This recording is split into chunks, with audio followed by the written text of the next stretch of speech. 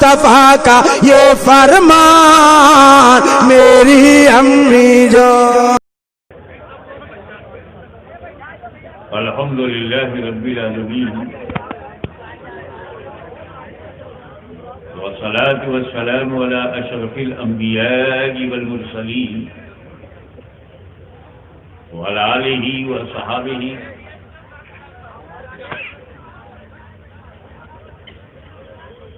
وذرياته وأهل بيته وعلماء أمته وأولياء ملته وشهداء محبته أجمعين.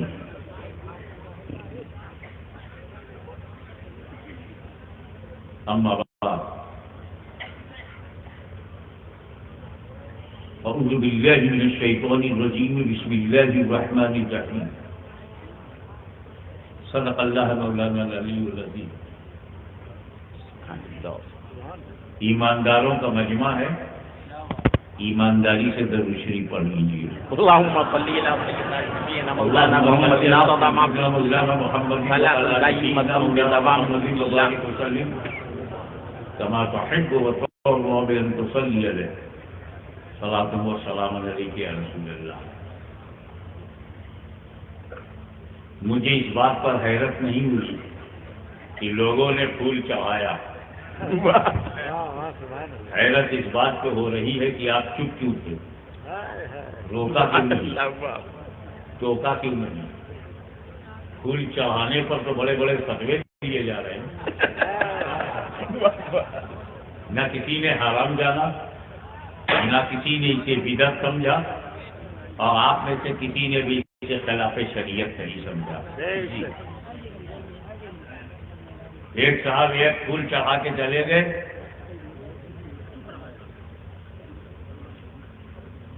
مگر قائد عوام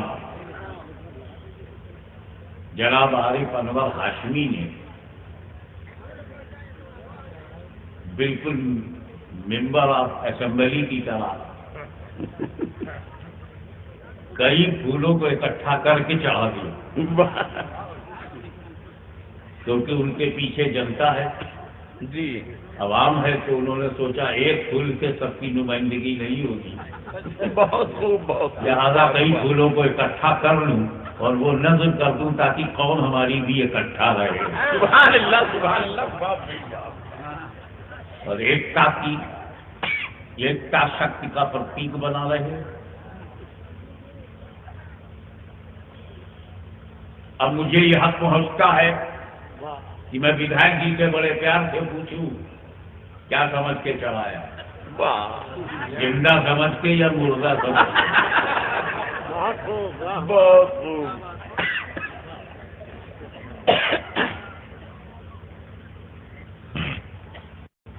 پھر سربراہ اعلیٰ ہو کوئی دین کا، دینی ادارے کا، اور الجامعۃ الاسلامیہ جیسا جس کی شہرت آفاقی ہے، شاہ سمندر پار تک جسے لوگ جانتے اور پہچانتے ہیں، اس کے ذمہ دار شخص تھے حضرت مولانا قاری جلال الدین صاحب. انہوں نے بھی چڑھایا، میں چپ چاپ برداشت کر رہا تھا. یہ کیا سمجھ کے چڑھا رہے ہیں بھائی، آپ ہی بتاؤ مجھے، انہوں نے زندہ سمجھا یا مردہ؟ زندہ. میں تو ایسا زندہ ہوں کہ میرا دشمن بھی مجھے مردہ کہنے کی پوزیشن میں نہیں ہے.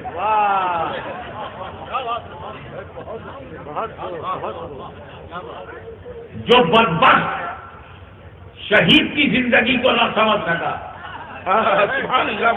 ولیوں کی زندگی کا انکار کر دیا، نبی کی زندگی پہ سوال یا نشان اٹھا رہا ہے، وہ بھی مجھے زندہ کہنے پہ مجبور ہے. ایسا زندہ تو ظاہر ہے کہ ان لوگوں نے زندگی سمجھ کے چڑھایا ہے. بے شک، بے شک. اب اسی سے سنیوں کا معمول معلوم ہو گیا، نظریہ معلوم ہو گیا. ہم سنی مسلمان صرف زندوں پہ پھول چڑھاتے ہیں. نعرہ تکبیر، نعرہ رسالت، مسلک اعلیٰ حضرت حضور غازی ملت. بس بس، سبحان اللہ. ہم پھول ہمیشہ زندوں پہ چڑھاتے ہیں، چاہے زندہ زمین پر ہو یا زندہ زمین میں ہو۔ حق ہے، حق ہے، بھائی واہ۔ یہ تو چڑھانے پر تھا، ہماری قسمت میں چڑھانا ہے، ان کی قسمت میں چڑھانا ہے۔ واہ، جس کی جیسی قسمت ہے ویسا اس کا عمل ہے۔ وچار دھارا کے انترگت ہی کرم ہوتا ہے، اور کرم میں کچھ ککرم بھی ہوتا ہے۔ ہم چڑھاتے ہیں، وہ چڑھاتے ہیں۔ واہ واہ، اور میں نقیب اجلاس کو یہ جملہ نظر کروں گا کہ جو لوگ اردو جانتے ہیں وہ سمجھیں، ہم چڑھاتے ہیں، وہ چڑھاتے ہیں۔ چڑھانے میں زبر ہے، چڑھانے میں دیر۔ سبحان اللہ، زبر ہے وہ دیر۔ سبحان اللہ، بہت عمدہ۔ نعرہ تکبیر، نعرہ رسالت، فیضان عرف مقدس۔ واہ واہ واہ، حق ہے، حق ہے۔ تالا مارتے ہیں، واہ، چانٹنگ، بیانگ۔ تم اپنے بزرگوں کی قبروں پہ چادر چڑھاتے ہو، کیا ان کو سردی لگتی ہے؟ تنگ کرتے۔ کیا سید سالار مسعود قاضی کی کو سردی لگتی ہے جو اس پر جلاب چڑھایا؟ ٹھنڈک لگتی ہے جو شہید ملت سرکار عبد القدوس شہید راہ مولا تو سردی لگتی ہے غریب نواز کو؟ کیا سردی لگتی ہے ہماری جماعت کے اولیاء کاملین کو، محدثین و مجددین کو؟ تانا مارتے، کیا ٹھنڈک لگتی ہے، سردی لگتی ہے جو گلاب چڑھاتے ہو، چادر چڑھاتے ہو؟ اس کا جواب میرے پاس دو ہے، ایک عالمانہ ہے اور ایک جاہلانہ ہے۔ کون سا جواب دوں؟ مجمع میں دونوں ہے کیا؟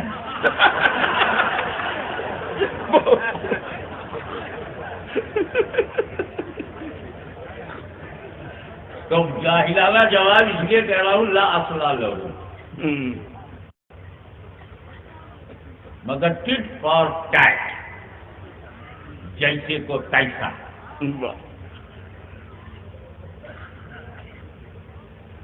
اس بات کی کوئی بنیاد، کیونکہ اعتراض ہی بے بنیاد ہے تو جواب بھی بے بنیاد ہے۔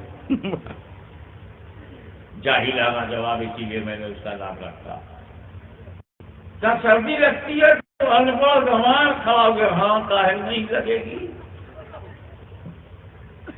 ارے ہمارا بزرگ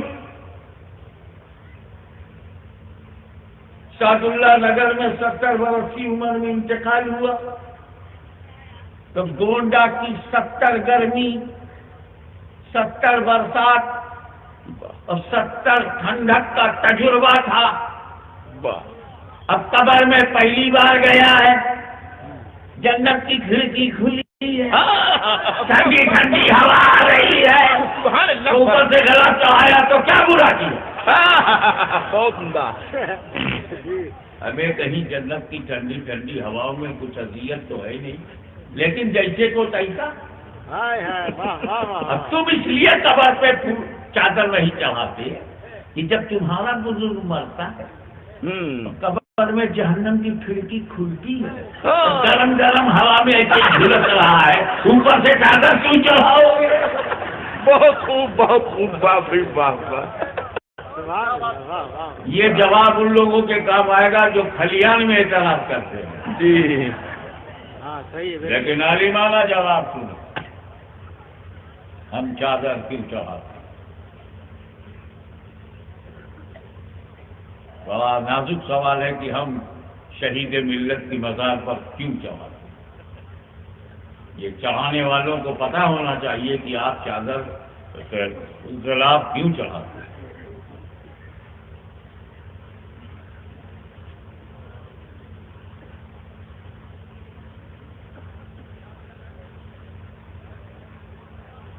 ٹھنڈک لگتی ہے؟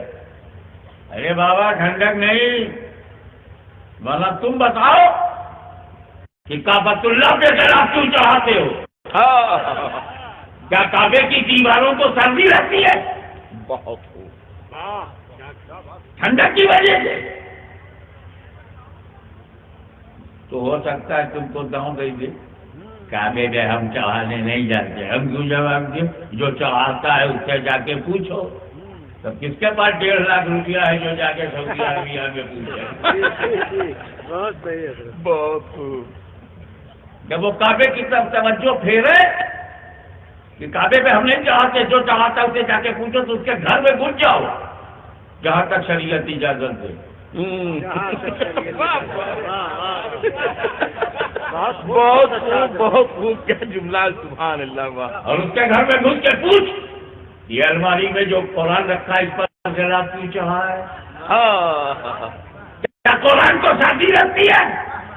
کیا قرآن کو ٹھنڈک رکھتی ہے؟ کیا اس کے ٹائٹل پیج کو سردی رکھتی ہے؟ تب کیوں وہ نہیں بتایا کہ بھی اس پر کیوں چڑھائے؟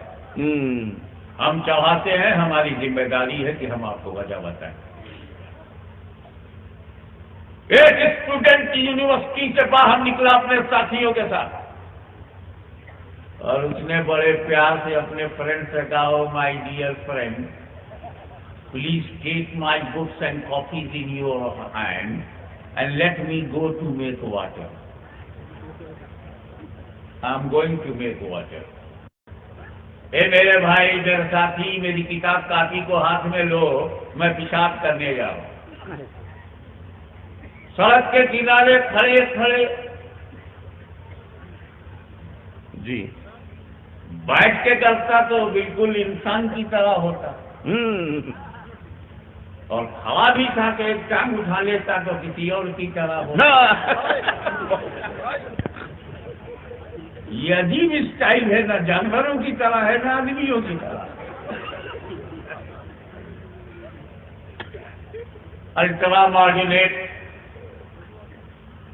کل یگ کے سانچے میں ڈھیلا ہوا نوین وچاروں سے پربھاوت کھڑے کھڑے فارغ ہو گئے. ٹیلروں نے بھی آسانی پیدا کر دی کہ بٹن کی جگہ زپ لگا دیا. نہایت آسانی سے اوپن اینڈ کلوزنگ بہت ساری دی، اور گھر آیا.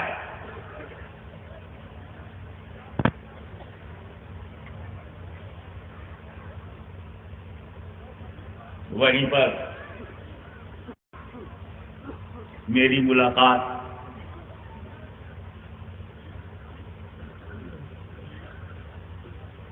فاضل علوم اسلامیہ خطیب اہل سنت مولانا غلام سبحانی صاحب مدد اللہ علی سے ہوئی. اور میں نے کہا، حضرت میں کچھ لکھنے میں پھنس گیا ہوں، جا کے بخاری شریف لے آئیے.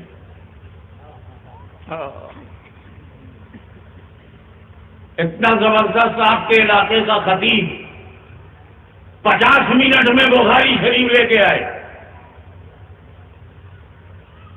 بھائی جی، ایک عالم دین بخاری لاتے میں 50 منٹ لگا دے. چلے بچہ کرتا، الماری کھولا، ایک موٹی سی کتاب نکالی، پلٹ کر دیکھا صحیح مسلم ہے، اندر کر دیا. پھر ایک موٹی سی کتاب نکالی، پلٹ کر دیکھا ابن ماجہ، اندر کر دیا. پھر ایک موٹی سی کتاب نکالی، پلٹ کر دیکھا ابو داؤد، اندر کر دیا. پھر ایک موٹی سی کتاب نکالی، پلٹ کر دیکھا جامع ترمذی، اندر کر دیا. پھر ایک موٹی سی کتاب نکالی، پلٹ کر دیکھا فتح الباری، اندر کر دیا. پھر ایک موٹی سی کتاب نکالی، پلٹ کر دیکھا ارشاد القاری، اندر کر دیا. پھر ایک موٹی سی، ارے حضرت ہم تو سب کتابیں نکالتے رہے. 45 منٹ کے بعد ایک موٹی سی کتاب نکالی، پلٹ کر دیتا صحیح بخاری ہے تو لے کے آ رہا ہوں. تب تک میں نے محترم المقام جناب عارف انور ہاشمی سے کہا کہ آپ جلد چلے جائیے میری لائبریری میں، اور Discovery of India written by Jawahar Lal Nehru وہ لے کے آ جائیے، مجھے کوٹیشن میں اس کو لکھنا. یہ گئے تو 1 گھنٹے کے بعد آئے. 50 منٹ مولانا سبحانی صاحب کہیے اور 60 منٹ MLA صاحب. بولے مجھے اتنا سمے کیسے لگ گیا؟ ارے بولے کتابوں کے جنگل میں آپ نے مجھے بھیج دیا. ایک موٹی سی کتاب نکالی, پلٹ کر دیکھا 10 کیپٹل ہے اندر کیا. پھر ایک موٹی سی کتاب نکالی, پلٹ کر دیکھا انڈین کانسٹیٹیوشن وتھ کمنٹری اندر کیا. پھر ایک موٹی سی کتاب نکالی, پلٹ کر دیکھا شیکسپیئر کے ڈراماز کا کلیکشن ہے اندر کیا. پھر ایک موٹی سی کتاب نکالی, پلٹ کر دیکھا ولیم ورڈسورتھ اور ولیم بلیک کا کمپریٹو اسٹڈی ہے اندر کیا. پھر ایک موٹی سی کتاب نکالی تو جان کیٹس کی پوٹلی سے بھری ہوئی تھی. ایسے میرے کو 55 منٹ چلا گیا. پھر ایک موٹی سی کتاب نکالی, پلٹ کر دیکھا ڈسکوری آف انڈیا تو لے گیا. واہ. ایک عالم دین اور آپ کی جماعت کا ایک دانشور کتاب لانے میں 50 منٹ لے لیا, کسی نے 60 منٹ لے لیا. میں پڑھے لکھے لوگوں سے تنگ آ گیا. میں نے اپنے نوکر کو بلایا, جمن خان. جی حضور, ہمارے یہاں کی جھوٹا شریف میں نام رکھنے میں کوئی پرابلم نہیں. پیر کو پیدا ہو تو پیروا ہے, منگل کو پیدا ہو منگلو ہے, بدھ کو پیدا ہو بدھوا ہے, جمعہ کو پیدا ہو جمن ہے. کیلنڈر کے حساب سے رکھ لیتے.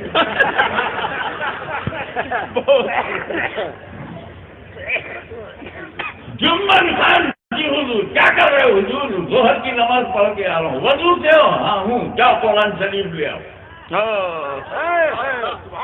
وہ گیا اور 5 منٹ میں آیا. مولانا سبحانی صحیح بخاری لانے میں 50 منٹ.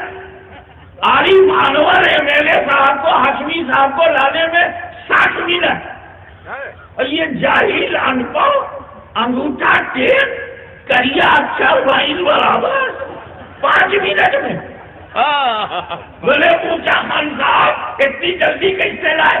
کہا حضور ہم کا کوئی الٹ پلٹ کر دیکھنا تھا نہیں, جس پر غلاف تھا وہی لیے. سبحان اللہ سبحان اللہ. واہ. اب سمجھ میں آیا غلاف کیوں چڑھاتے ہیں؟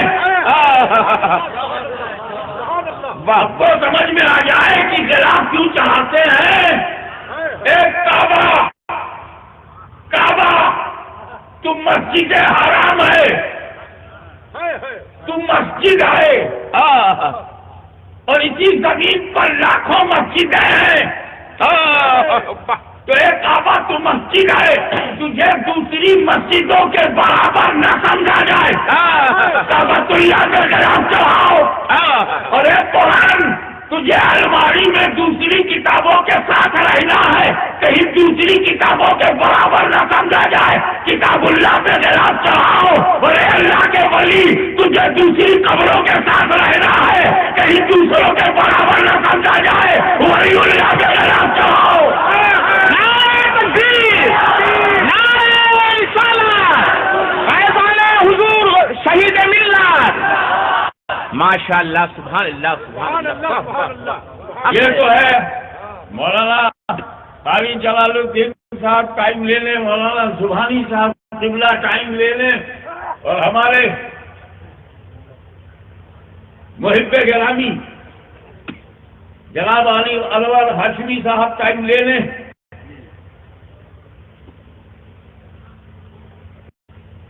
وقت انہی کتابوں کو ڈھونڈنے میں لگا جس پر غلاف نہیں تھا. قبرستان میں انہی کو ڈھونڈنا پڑتا ہے جہاں غلاف نہ ہو. سبحان اللہ. کیا فکر ہے. اب اس کا سن لیجئے. پیشاب کیا, استنجا نہیں کیا, پاک نہیں ہوا, گھر میں آیا, اور جیسے ہی وہ گھر میں آیا کتابوں میں چلا گیا. اسٹوڈنٹ اچھا تھا, ذہین تھا, لیبوریس تھا, ٹاپ کرتا تھا, اسٹڈی کرتا تھا, ہوم ورک میں پیچھے نہیں ہوتا تھا. گیا کتابیں نکالنے لگا, یہ نکالا دیکھا مطلب کی نہیں ہے, رکھ دیا. پھر دوسری نکالا دیکھا, یہ میں نہیں ڈھونڈ رہا ہوں, رکھتا چلا گیا, کھولتا رکھتا کھولتا رکھتا. اچانک ایک موٹی کتاب ہاتھ میں آئی, کھولا, تھر تھر تھر تھر کانپنے لگا. اس لیے کہ وہ قرآن تھا جس پہ غلاف نہیں تھا, اور غلطی سے اس نے ناپاکی میں قرآن کو ہاتھ میں لے لیا.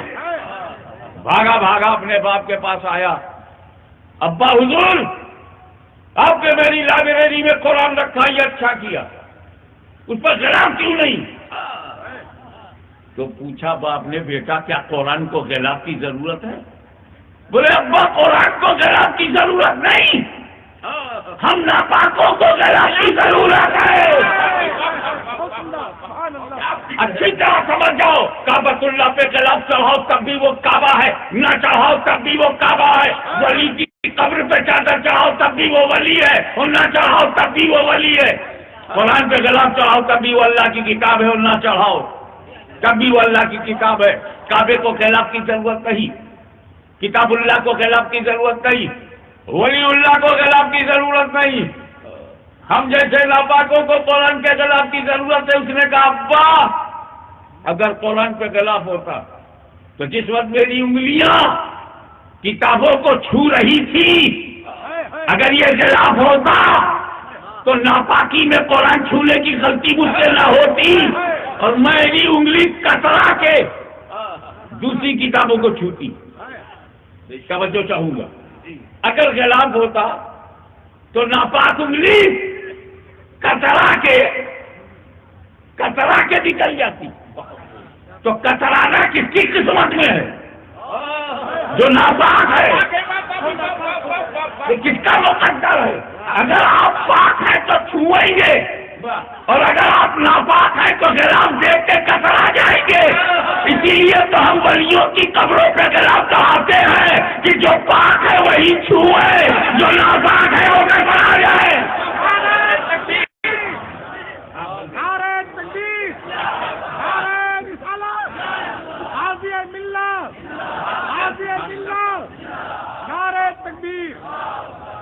یہ تو چڑھانے کی بات اس لیے نکل پڑی کہ نہ اپنے پھول چڑھایا ہوتا، نہ میں نے ٹاپک کو چڑھایا ہوتا۔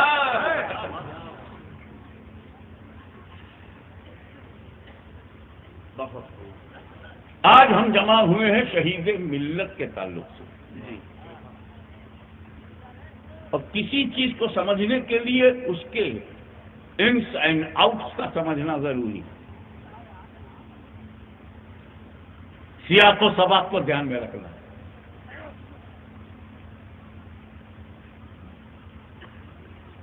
یہ خدا اور رسول کے نام پر اپنی جان قربان کرنے والے سیدی عبد القدوس شہید ملت،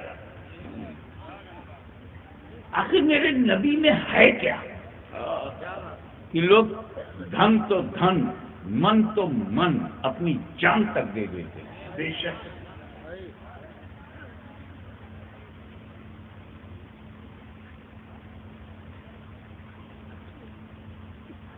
نبی صلی اللہ تعالی علیہ وسلم کو کہا جاتا ہے نبی، وہ بھی کہتے ہیں نبی، ہم بھی کہتے ہیں نبی، جتنے کلمہ پڑھنے والے ہیں سب ان کو کہتے ہیں نبی، مگر جو نبی کا معنی ہے اسے کچھ ہی لوگوں نے مانا ہے۔ بے شک بے شک۔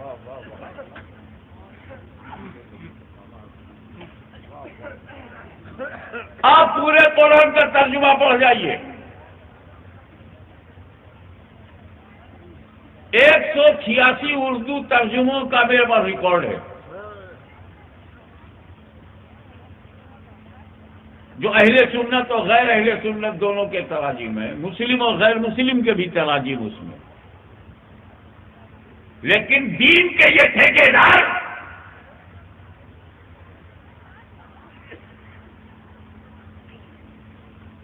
انگریزوں کے اقتدار میں آ جانے کے بعد پیدا ہونے والے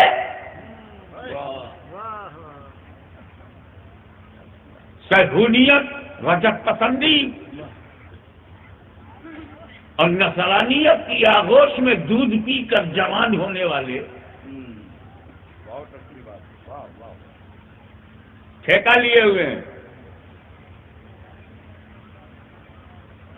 پہلے ان کے آتنک سے اہل سنت پریشان تھے،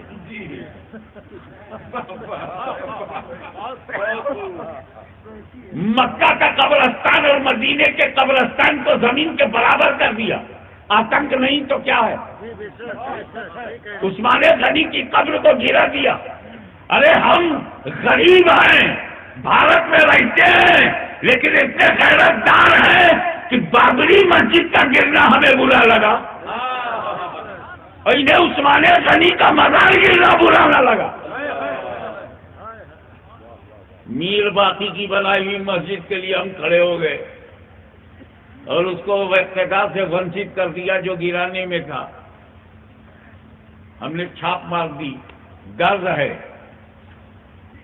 اور 400 مسجدیں سعودی عربیہ میں شہید کی گئی ہیں. مسجد علی کو توڑ کر سڑک بنایا ہے.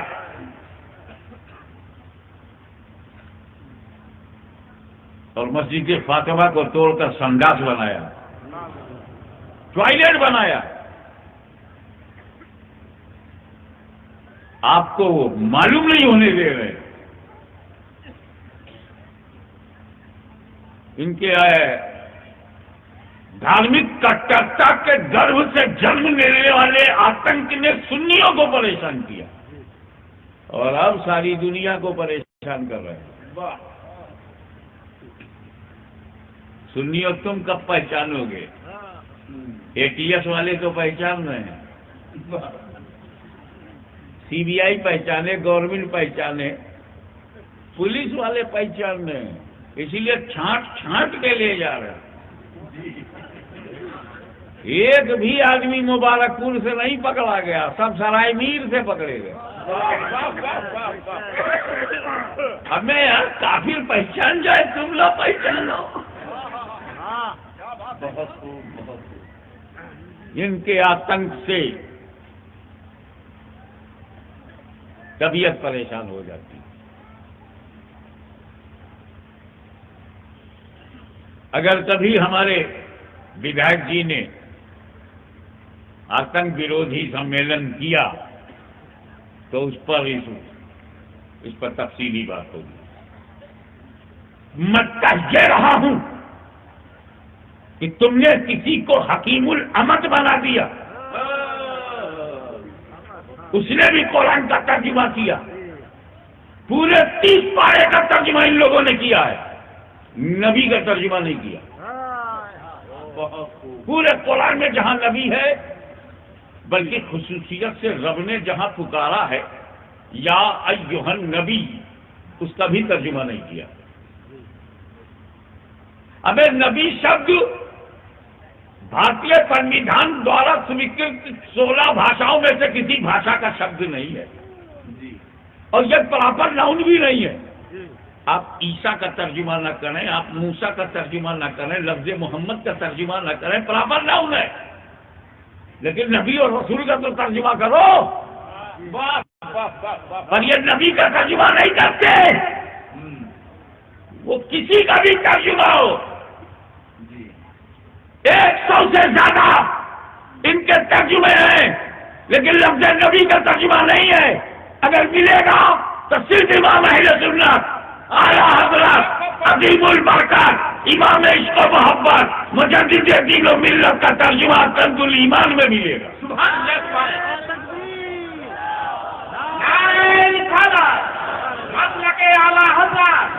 میرا سوال یہ ہے کہ کیا انہیں نبی کا ترجمہ نہیں معلوم؟ عربی کمزور تھی تو میری عقل نے کہا نہیں، ان کی عربی کمزور ہوتی تو یہ 6666 آیتوں کا ترجمہ کیسے کرتے؟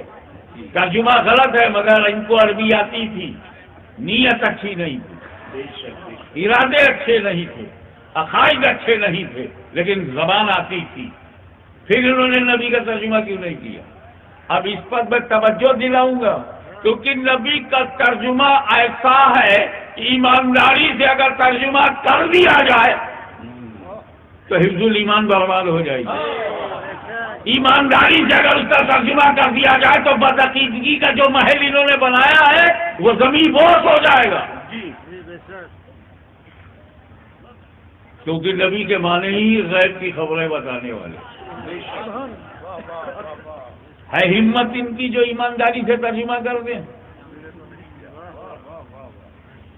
اب علامہ سبحانی صاحب جملہ آپ کو دے رہا ہوں، وہ مولوی جو نبی کا ترجمہ نہ کر سکے، توجہ چاہوں گا، جو نبی کا ترجمہ نہ کر سکے اسے نبی کی ترجمانی کا بھی حق نہیں ہے.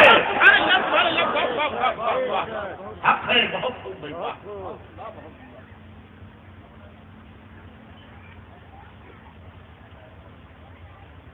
دیکھیں کافر یہ بھی ہے اور کافر ابو جہل بھی ہے. لیکن وہ ان سے بہتر ہے، کیونکہ میری عادت ہے میں دشمن کی کوالٹی بھی مانگتا ہوں اگر ہے، اگر نوشیرواں عادل ہے تو میں مانوں گا کہ عدل کرتا تھا. مجھے اس سے بحث نہیں کہ وہ توحید و رسالت کا قائل تھا کہ نہیں تھا، اگر نہیں تھا تو کافر ہے، لیکن عدل تھا. ابو جہل میں اتنی عقل تو تھی، ابو جہل میں اتنی عقل تھی کہ جو نبی ہوگا وہ غیب کی بات جانے گا. اتنی عقل اس کے پاس تھی.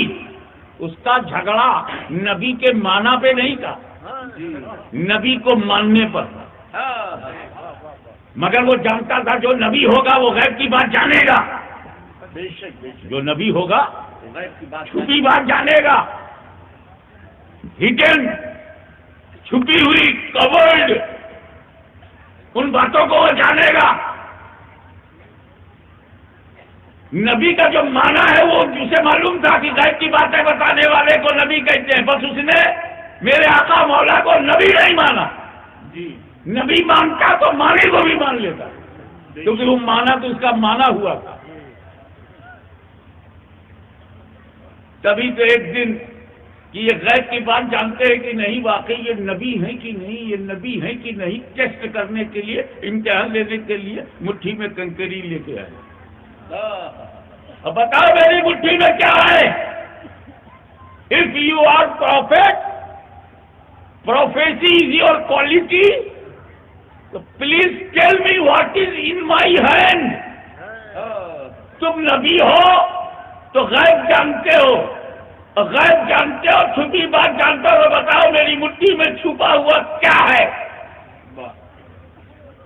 رسول پاک نے فرمایا جو تیری مٹھی میں ہے وہ بتائے میں کون ہوں. تو ابو جہل اندر سے بہت خوش ہو گیا، بتاشے پھوٹنے لگے کہ میں نے تو سمپل کوشچن کیا تھا مٹھی میں کیا ہے، کہہ دیتے کنکری ہے، میں چلا جاتا. وہ بولے گی یہ کون ہے، یہ کیا بولے گی، اس کو تو میں چن کے لایا ہوں، یہ تو میری مٹھی میں، اسے تو بیک ڈور سے میں لایا ہوں.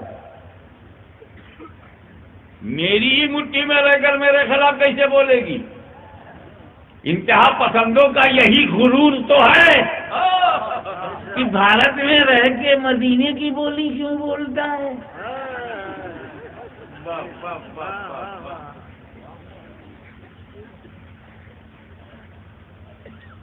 یہی تو ان کا غرور ہے.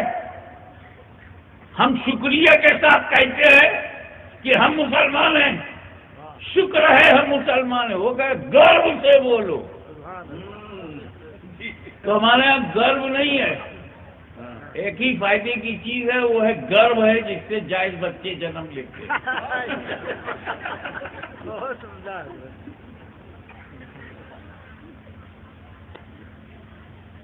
بتاؤ میری مٹھی میں کیا؟ نبی کریم صلی اللہ علیہ وسلم نے فرمایا جو تیری مٹھی میں وہ بتائے، مٹھی میں جو ہے وہ بولے میں کون ہوں. تو ایک simple question change into critical question. نبی کریم نے توجہ کر دی، کنکری نے کلمہ پڑھ لیا. جیسے ہی کنکری نے کلمہ پڑھا ہی بھگا گیا.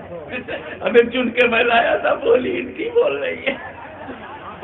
کھلاتے ملاتے ہم لائے، بولی ان کی بول رہی ہے. یہ عجیب ہمارا اسمبلی کا ممبر ہے، چن کے ہم لائے اور شہیدوں کی بولی بول رہا ہے، سنیوں کی بولی بول رہا ہے. ارے بھائی جس چیز کے لیے تم نے چنا ہے وہ اور ہے، اور یہ جو چیز ہے یہ اور ہے، یہ اور قابل غور ہے. اس واقعے کو آپ نے بار بار علماء کرام سے سنا ہے. اب میرا تبصرہ اس واقعے پر. ابو جہل دور سے آیا، مٹھی کو بند کر کے آیا، نبی کریم کے پاس آیا، بتاؤ میری مٹھی میں کیا ہے؟ رسول پاک نے کہا جو تیری مٹھی میں وہ بتائے میں کون ہوں. کنکری نے کلمہ پڑھ دیا. ابو جہل غصے میں آیا، نبی کریم کی طرف کنکری پھینکا اور پھینک کے بھاگ گیا. اس سے کافر کی عادت معلوم ہوئی کہ چیلنج کرتا ہوا آتا ہے. اور جب مظہر اعلیٰ حضرت مولانا حشمت علی خان صاحب جیسے شیر بے شعر سنت سے سامنا پڑتا ہے تو ویسے ہی بھاگتا ہے. میں نے کہا آنا کس سے سیکھا؟ کہا ابو جہل سے. اور بھاگنا کس سے سیکھا؟ یہ بھی ابو جہل سے.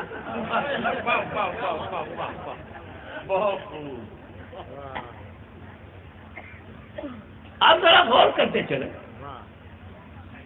ذرا ایک پھول مجھے دیجیے گا، بھائی ایک ہی کافی ہے. اب پبلک سے پوچھا بتاؤ میری مٹھی میں کیا ہے؟ بول، کھڑے ہو کے بولو، غور سے دیکھو، کچھ بھی نہیں، آپ کی بھول ہے.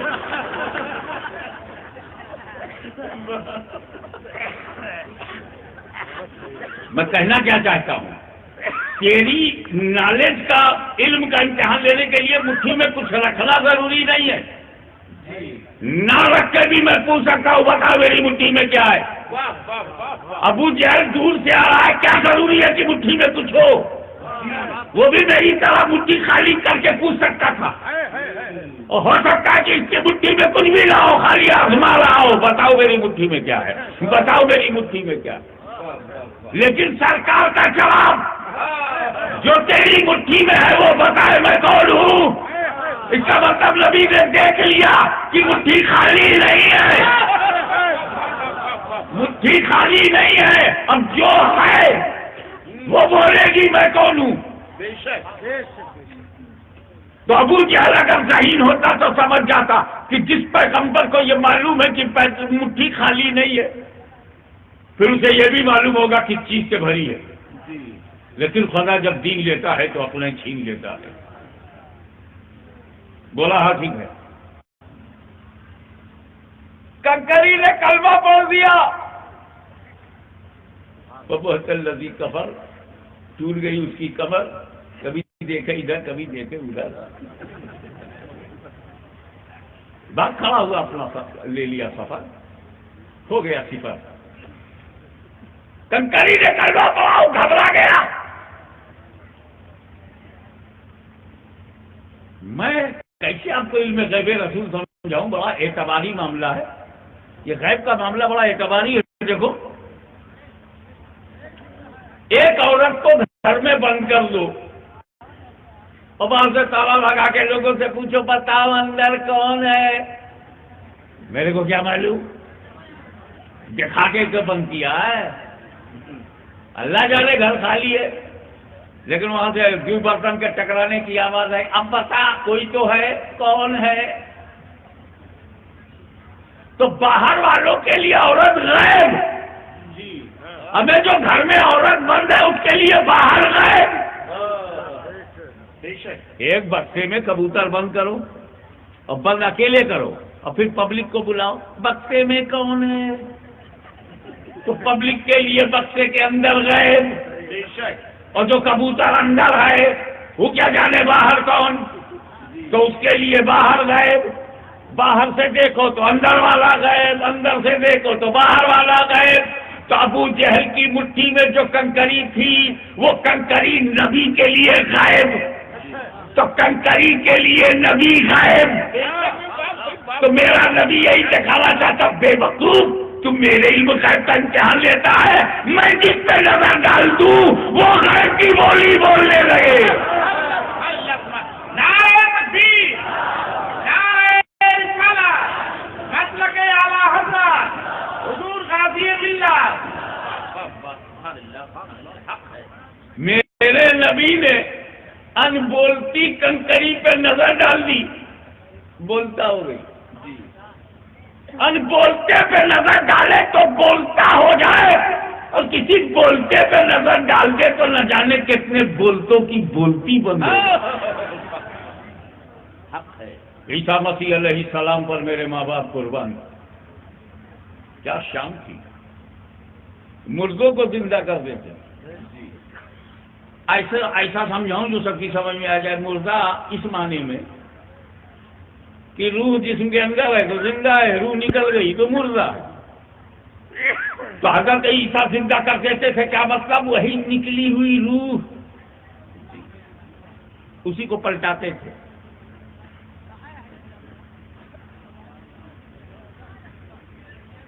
اور زندہ ہو جاتا تھا.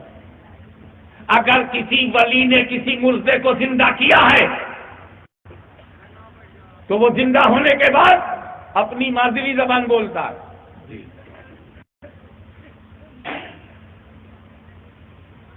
اگر کوئی بنگالی اللہ کا ولی ہو، بنگالی ہو، اور وہ کسی بنگالی کو زندہ کر دے وے تو کھڑا ہوئے بولے گا تم لم کی. زندہ کرنے والے کی زبان نہیں بولتا. اگر کسی ہندی بولنے والے کو اللہ کے ولی نے زندہ کر دیا تو بولے گا مہاراج آپ کا شبھ نام. کسی گجراتی کو زندہ کر دیا تو بیٹھ کر بولے گا تمہارا نام سوچے. اور کسی برٹش بورن لڑکے کو زندہ کر دیا ہوا نوبل نیم. کہنے کا مطلب یہ کہ زندہ کرنے والا اللہ کا ولی کی کوئی بھی زبان ہو، جو زندہ ہوگا وہ اپنی مادری زبان بولے گا.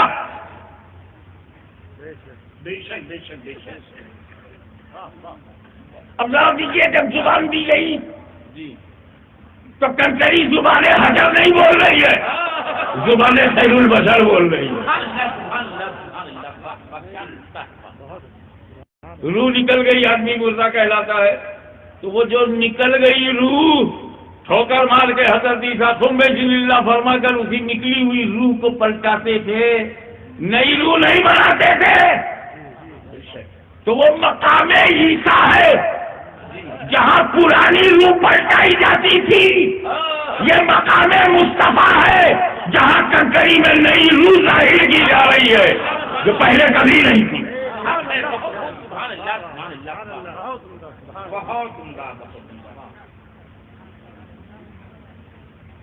کنکری نے جب کلمہ پڑھا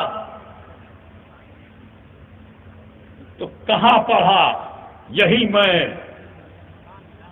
اس علاقے کے غیرت دار مسلمانوں تمہاری انترآتما کو جگانے کے لیے، تمہارے سینے میں چھپے ہوئے مجاہد کو اٹھانے کے لیے میں تمہاری غیرت سے پوچھتا ہوں، تمہاری مریادہ سے پوچھتا ہوں. بتاؤ کنکری نے جب کلمہ پڑھا تو کس کی مٹھی میں تھی؟ کس ماحول میں تھی؟ ابو جہل کی مٹھی میں، ابو جہل کے چنگل میں، دشمن کی پکڑ میں، دشمن کے اختیار میں. ایک لفظ میں دھیان دیجیے گا، دشمن کے اقتدار میں، دشمن کے کنٹرول میں، دشمن کی گرفت میں.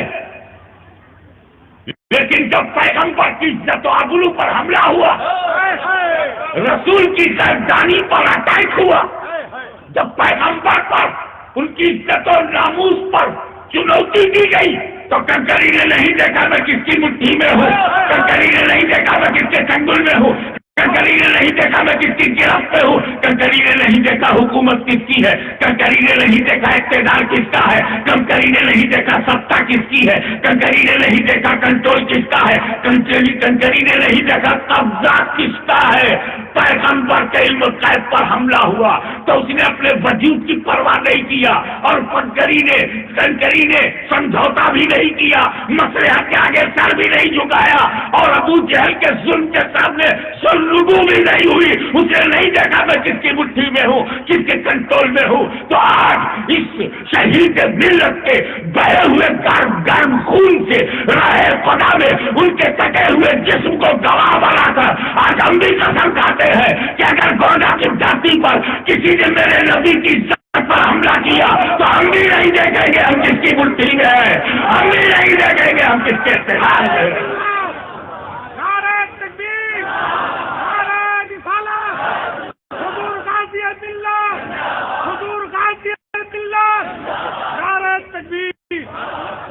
اب سوال پیدا ہوتا ہے کہ ہمیں ملے گا کیا؟ ہم کنکری کی نقل کریں گے تو ہمیں ملے گا کیا؟ ارے جو کنکری کو ملا تمہیں بھی ملے گا. جب اس کے چریتر کو اپناؤ گے تو جو پھل اسے ملا وہی پھل تمہیں ملے گا. کیا جب تک چپ تھی، دیکھیں کتنے لوگ اشارہ سمجھتے ہیں، جب تک چپ تھی دشمن کی مٹھی میں، جب تک خاموش تھی ابو جہل کی گرفت میں، اور جب حق بولی آزاد ہو گئی، سوتنتر ہو گئی، رہا ہو گئی۔ مسلمانوں اگر حریت چاہتے ہو تو نبی کی بولی بولو، آزادی چاہتے ہو تو جو کہ چرنوں میں پہنچو۔